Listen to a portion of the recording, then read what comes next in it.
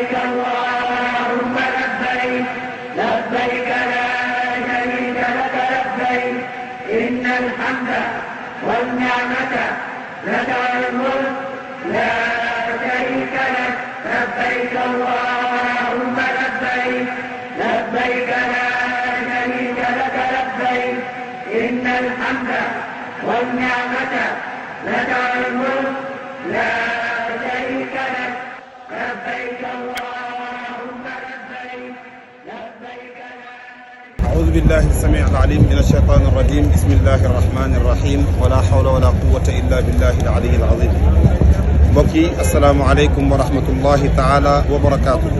mbokki téléspectateur u Malikia TV leeru Maodo yi ci biir réew mi ak yi ci biti réew ñu ngi leen di nuyu di leen ziyaara di leen baalu xaq di leen baal di ñaan yàlla yal nañu yàlla boole baal. mbokk yi comme ni ñu ko defee woon ak yéen sànq ci Arafat te kendal ga ni ko sayyiduna Muhammad sallallahu alayhi wa sallam waxe alxajju Arafa yendu nañ fa ne ko yonent bi defee toog nañ fa bàkk yàlla kañ yàlla tagg yàlla julli ci sayyiduna Muhammad sallallahu alayhi wa sallam ñaan fa tabarakallahu taala yendu nañ fa ba timis gi jant bi soog ñu déparé foofu nag ñu ngi fii ci Muzdalifa. mbokk yi Muzdalifa xam ngeen ne étape bu am solo la ci aj ndax yàllaa ñu wax ci alquran fa ida afadtum min arafatin fadkuru llaha inda almash'ari alharam wadkuruhu kama hadakum wa in kuntum min qablihi la min addallin. yàlla ñu wax ne bu ngeen bàyyeekoo Arafat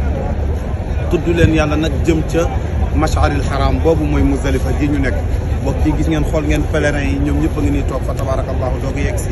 macha allahu taala ñoom ñëpp a ngi nii yegg si daal di julli seen timis ak seen gée ndax ñoom il faut ñu julli timis ak gée ba noppi fa tabarakallahu ñoom ñu ngi noonu nag julli nañu timis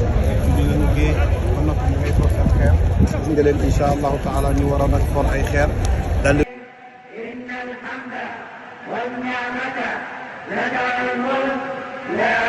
شريك لك لبيك اللهم لبيك لبيك لا شريك لك لبيك إن الحمد والنعمة لك والملك لا شريك لك لبيك اللهم لبيك لبيك لا شريك لك لبيك إن الحمد والنعمة لك